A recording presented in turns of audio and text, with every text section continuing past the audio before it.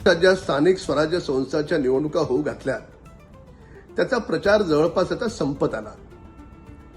आता निकाल लागल्यावर श्रीमान उद्धव ठाकरेजी, काँग्रेसचे नेते आणि शरद पवार गटाचे नेते स्वाभाविकपणे हरल्याच्या नंतर वोट चोरी, मतदार याद्यांचा घोळ किंवा ईव्हीएम मशीन अशा सबबी सांगतील.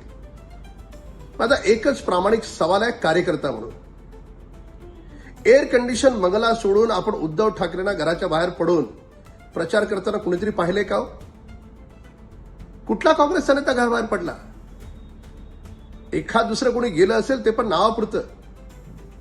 जर तुम्ही प्रचारच करणार नसाल, प्रचार करण्यापूर्वी स्वतःची हार मानणार असाल, तर उद्या हारल्याच्या नंतर वोट चोरी म्हणण्याला तुम्हाला अधिकार नाही.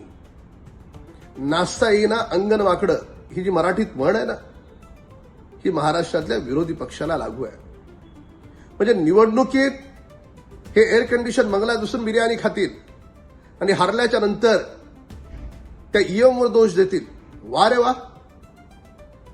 इलेक्शनमध्ये मेहनत कशी घ्यायची हे जर शिकायचं असेल ना, तर महाराष्ट्राच्या माननीय मुख्यमंत्री देवेंद्र फडणवीस साहेबांकडून शिका.